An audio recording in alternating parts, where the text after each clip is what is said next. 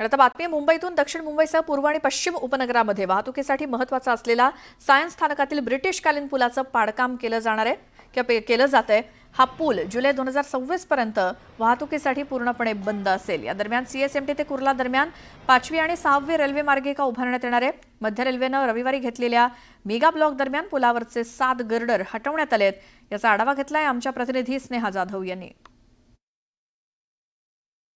100 वर्षांहून अधिक जुना असलेल्या सायन रेल्वे उड्डाणपुलाचे पाडकामाचे काम जे आहे ते सुरू आहे। मध्य रेल्वेकडून रविवारी या दरम्यान मेगा ब्लॉक घेण्यात आलेला होता आणि त्याच दरम्यान 7 गर्डर पाडण्यात आलेले आहेत, हटवण्यात आलेले आहेत। आपण जर सायन पूल बघितला तर पूर्व आणि पश्चिम उपनगराला जोडणारा असा हा पूल आहे आणि या दरम्यान वाहतूक कोंडी देखील मोठ्या प्रमाणात होत असते, कारण हाच मुख्य पूल आहे जो पूर्व आणि पश्चिम उपनगराला जोडणारा असा आहे।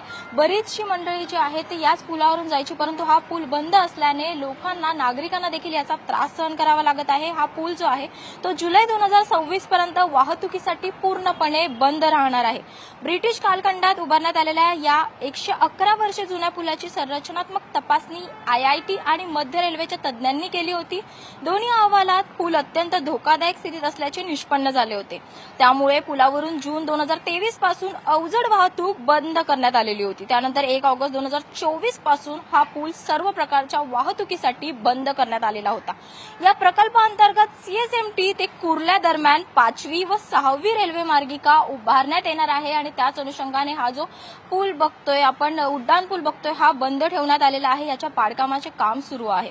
जुन्या पुलाचे 3 मुख्य गर्डर अनुक्रमे 27 मीटर, 13 मीटर आणि 14 मीटर लांबीचे होते, तर नव्याने उभारण्यात आलेल्या पुलाचे गर्डर जे आहेत ते तब्बल 52 मीटर लांबीचे असणार आहेत। यामुळे पुलाखाली 5वी आणि 6वी मार्गिका उभारण्यासाठी आवश्यक जागा निर्माण होणार आहे। पुलाची उंची काहीशी वाढवली जाणार असून रुंदी मात्र 15 मीटरच राहणार आहे। व्हिडिओ जर्नलिस्ट प्रवीण शेट्टीसह स्नेहा जाधव, न्यूज 18 लोकमत, सायन।